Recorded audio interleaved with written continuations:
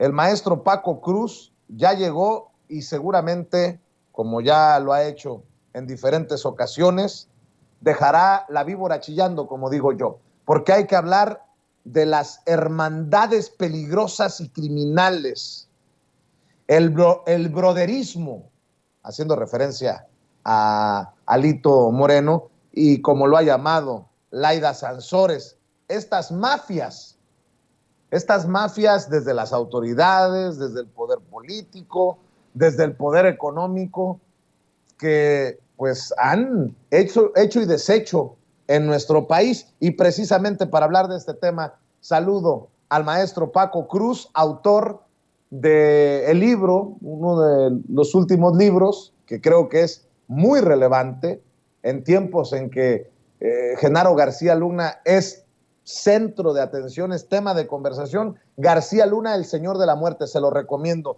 Querido Paco, ¿cómo estás? Te saludo con mucho gusto. Vicente, ¿cómo estás? Pues muy bien, muchas gracias. Pues sí, mira, tienes razón con lo que dices tú y con lo que señala o señaló y ha señalado en estos días la gobernadora de Campeche, Laida Sansores San Román. Este país se ha fundado sobre hermandades, compadrazgos, broderismos, amiguismos, nepotismos. Lo fueron moldeando los priistas o la dictadura perfecta del PRI y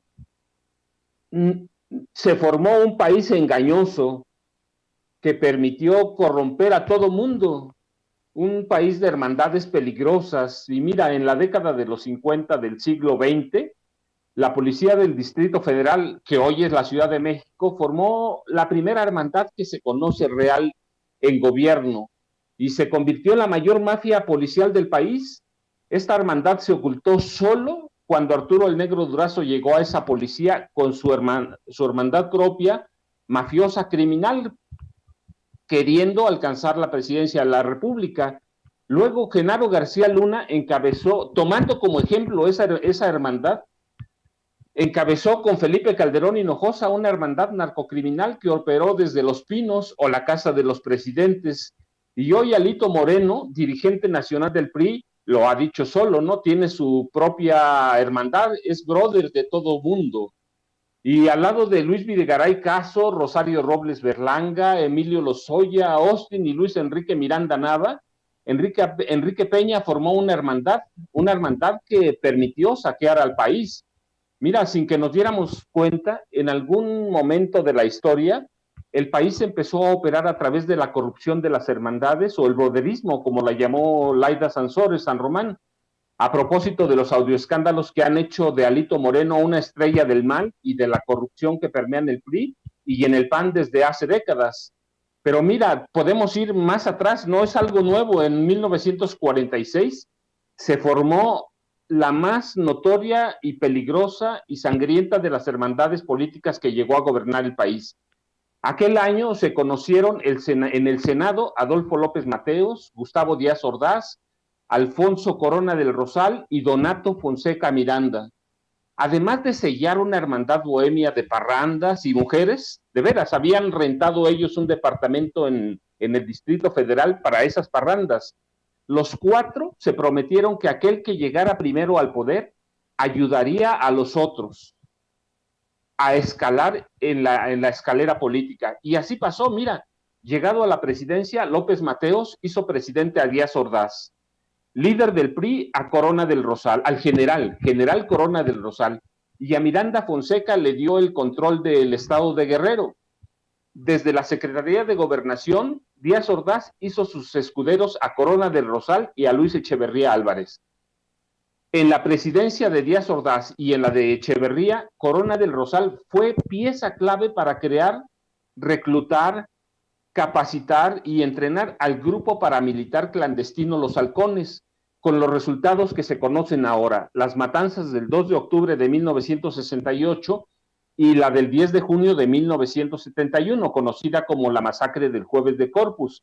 Luis Echeverría heredó e impuso en la presidencia a su amigo, su hermano, José López Portillo y Pacheco, con los resultados que también conocemos hoy: frivolidad, corrupción, crisis y saqueo de recursos públicos. Luego, Carlos Salinas de Gortari gobernó con una hermandad en la que sobresalían el espía mayor y represor de gobernación, Fernando Gutiérrez Barrios, Pedro Aspe Armella, aquel secretario de Hacienda tecnócrata descendiente de una familia adinerada, que se atrevió a señalar que la pobreza en México era un mito genial, cuando todos sabíamos y podíamos probar que el México de Salinas y de Aspe era una fábrica de pobres.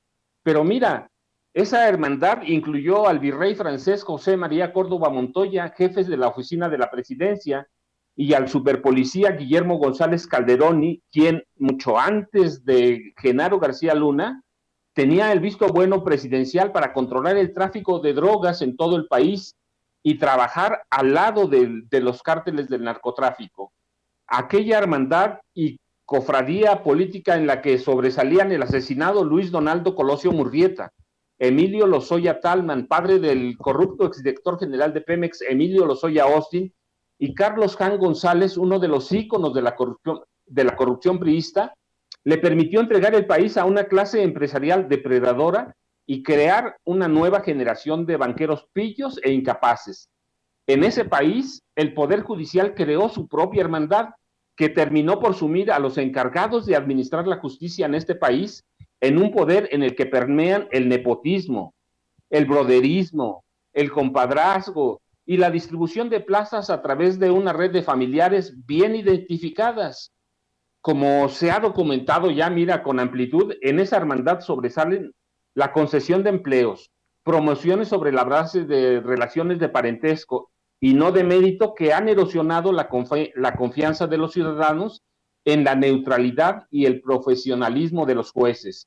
Y mira, en un país que hasta 2018 funcionó con base a hermandades, complicidades, algunas más visibles que otras, pero que siempre están allí, por ejemplo, el panista priista Miguel Ángel Yunes Linares, exgobernador de Veracruz, formó su propia cofradía en la que sobresale el recién capturado Jorge Winkler Ortiz, e incluyó en ella al líder panista y fallido candidato presidencial Ricardo Anaya Cortés.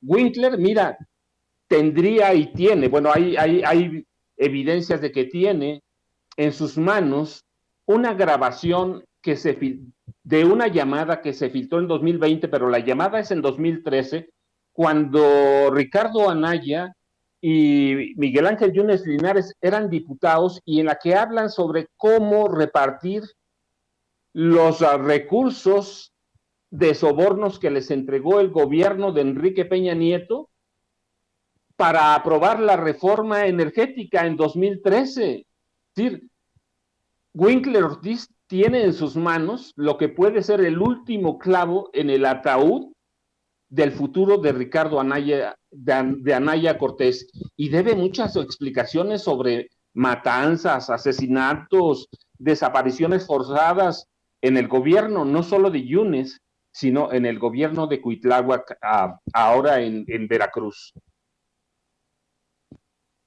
Creo que estas hermandades, este broderismo, se refleja también en la famosa mafia del poder de la que hablaba el presidente Andrés Manuel López Obrador, y por eso les duele que los exhiban seguido en la mañanera, mi querido Paco. Por ejemplo, hoy es importante señalar, salvo que tú me digas otra cosa, que el presidente Andrés Manuel López Obrador reveló la condonación de 121 mil millones de pesos en impuestos por parte de Felipe Calderón y 244 mil millones de pesos de Peña a los más ricos, a los millonarios de este país.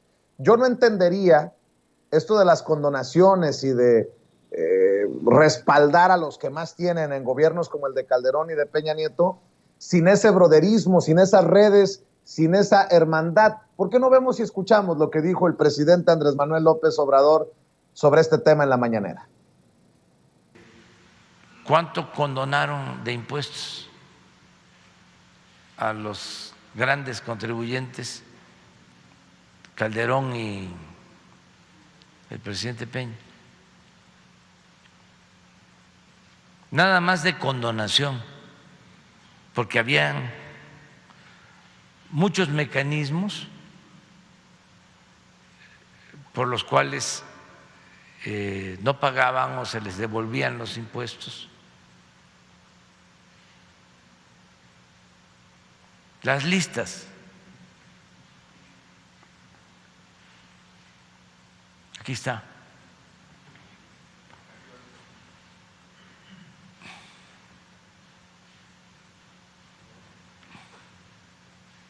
$121,000 a grandes contribuyentes se les devolvieron con Felipe Calderón y 244,000 millones con Peña. Y aquí están. Y tampoco es para culparlos, solo a ellos. La ley lo permitía, era legal. Por eso, cuando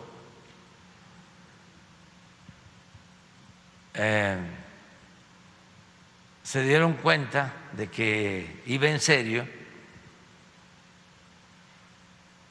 ya era tarde. Me refiero al bloque conservador del Congreso.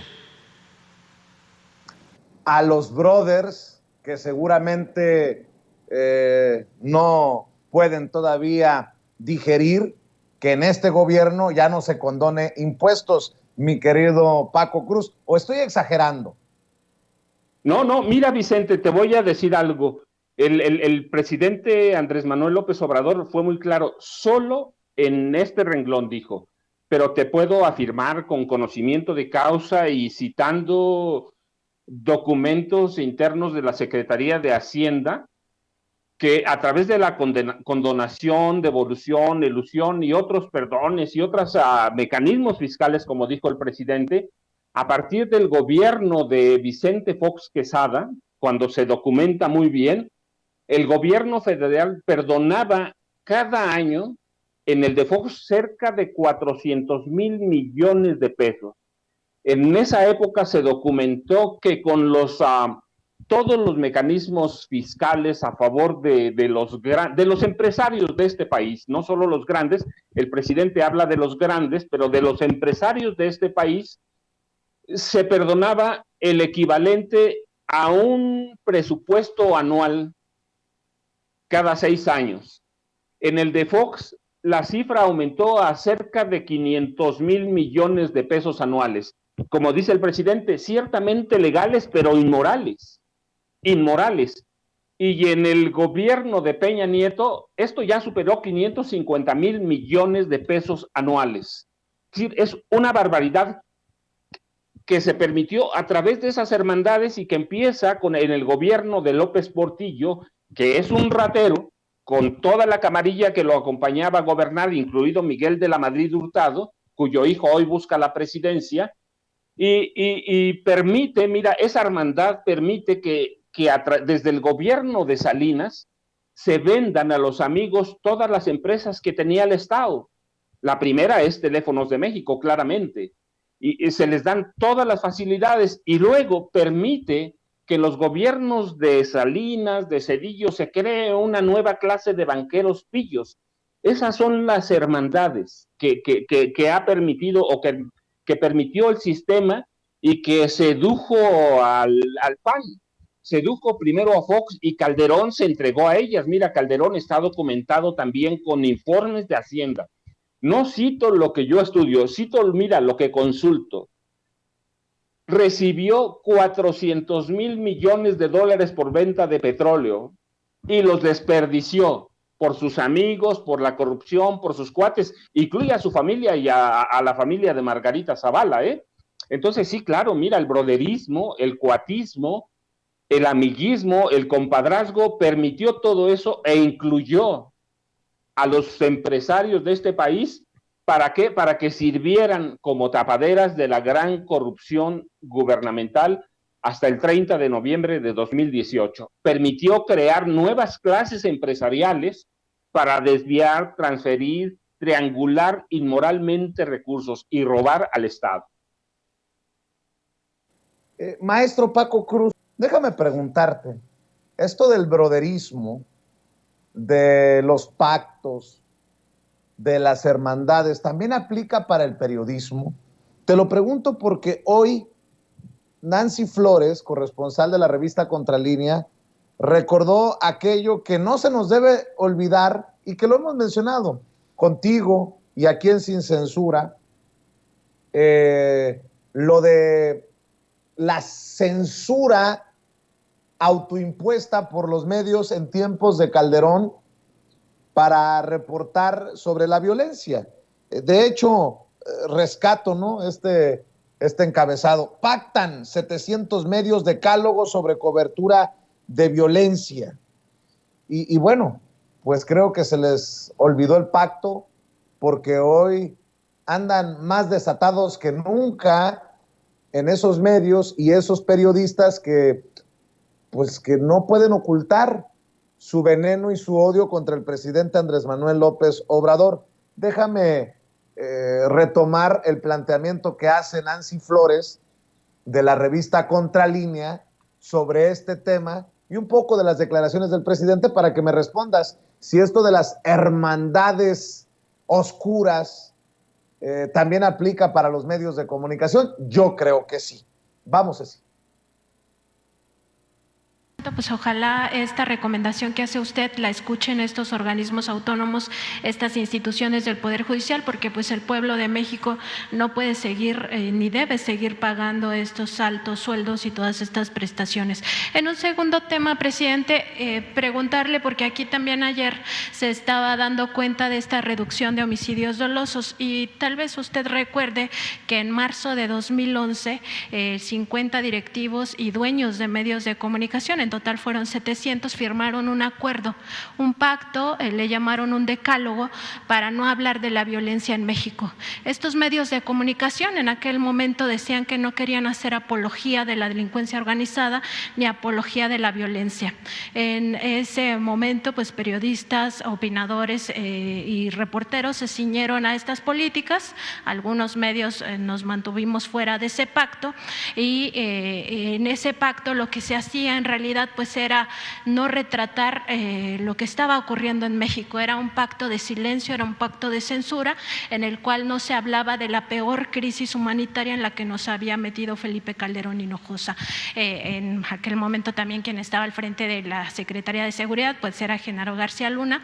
Estábamos viendo ya una crisis de dimensiones terribles con matanzas pues de muchas personas, también con estos descabezados, con incluso estos colgados en puentes, cosas que nunca habíamos vivido, ¿no? El cártel de los Zetas pues estaba siendo digamos que el más sanguinario en la historia de México. Cosas terribles, ¿no? Lo de los propios migrantes, cómo eran asesinados por estos criminales. Y lo que se hacía en aquel momento era ocultar esa verdad, ocultar esa realidad que existía, diciendo que no querían hacer apología de estos crímenes y de la violencia. Ahora hacen lo contrario, presidente, no sé si usted se ha dado cuenta, maximizan estas noticias, estas notas rojas, pareciera que solo se dedican a la nota roja, de manera permanente están repitiendo y repitiendo estas noticias de homicidios dolosos, estas noticias de algunas matanzas, como si estuviéramos en aquel momento y no estamos en aquel momento. Usted decía ayer que estábamos viendo una buena noticia con esta reducción ya de homicidios dolosos. Y en este discurso, en esta narrativa de querer decirnos que estamos peor que antes, que estamos peor que en el sexenio de Felipe Calderón, pues también indican que estamos en un momento de mucha violencia y que no hay un control de parte del gobierno federal, que no hay un control del Estado,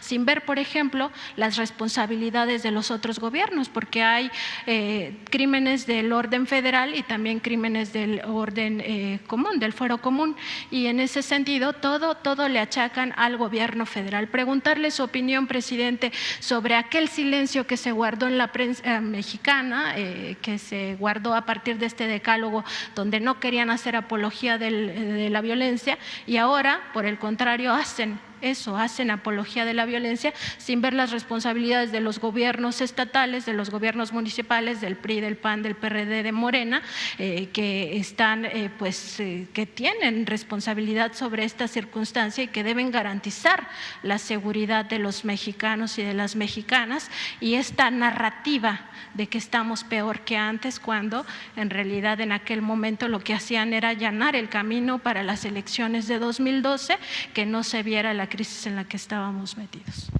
Sí, era una prensa, medios de información completamente entregada al régimen de corrupción, de injusticias, de privilegios. Ayer decía yo, citando a Tolstoy. Mi querido Paco Cruz, por eso te pregunto, por lo que dijo el presidente, por lo que expuso Nancy Flores, por lo que hemos hablado aquí en Sin Censura, tu servidor, escuchando en tus análisis, tu servidor, si hay también una cofradía, una hermandad, un broderismo en los medios de comunicación. Te escucho, Paco. Mira, Vicente, este país, como funcionó hasta el 30 de noviembre de 2018, no se puede entender sin la hermandad de los gobernantes del PRI y del PAN con los periodistas y con los dueños de los medios, que son dos cosas, ¿no?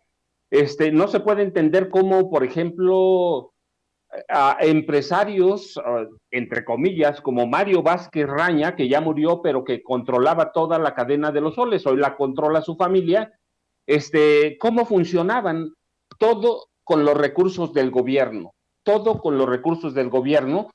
los empresarios, no se puede entender cómo funciona el Excelsior sin las ayudas gubernamentales, no solo a través de los apoyos a los medios o a sus medios, sino a través de las otras empresas. No se puede entender el funcionamiento de Milenio hasta el 30 de noviembre de 2018 sin ese broderismo. No se puede entender cómo pudieron comprar el Financiero en el gobierno Calderón y luego se ayudó con Peña. ¿Cómo se hicieron del periodismo, de ese periódico? No se puede entender sin la hermandad del gobierno, sin los créditos y las facilidades para pagarlo. Pero mira, hay algo muy claro, por ejemplo, no se puede entender cómo funcionaba la prensa con Calderón si no es el broderismo. Genaro García Luna controlaba a los periodistas, claramente. Él era el responsable de controlar a los periodistas, y tenía más poder que Calderón en ese sentido, y Calderón se encargaba de controlar a los dueños de los medios. El romance PRI Televisa, el romance PRI TV Azteca, no se puede entender de otra forma. Los recursos millonarios del gobierno, multimillonarios, salían para apoyar a TV Azteca, a Televisa, a cada periódico. Mira, que busquemos en el país, muy pocos o contados son los que habrían sobrevivido si no es con la ayuda de gobierno. Mira, no se puede entender de otra forma la nueva narrativa de la que habla Nancy. Ciertamente hay una nueva narrativa en la que tratan de envolver al periodismo de este país. Mira, y una narrativa que no sale solo de los periodistas, sino que van dando guía a funcionarios como Muñoz Ledo y Francisco Labastida Ochoa, que advierten que en la presidencia hay negociaciones con los cárteles del narcotráfico sin presentar una sola prueba. Mira, por ejemplo, Muñoz Ledo incluso pide una comisión de la verdad, cuando él es un personaje de poder, un personaje que conoce a todo mundo, que ha sido secretario de Estado, ha sido senador, diputado, todo lo que queramos, dirigente de partido, él debía tener pruebas en la mano de esos señalamientos y acusaciones que hace sobre el acercamiento de la presidencia de López Obrador con los narcotraficantes. No, lo que pasa es que hay una nueva narrativa. ¿Hay una nueva narrativa para qué? ¿Para qué? Para que nos hagan creer o nos intenten convencer de que es lo mismo el gobierno de López Obrador que el gobierno de Peña, que el gobierno de Calderón. Esa nueva narrativa tiene un fin, el fin de 2024 y 2023 en el Estado de México. Si nos tratan de envolver en lo mismo, pero no es lo mismo.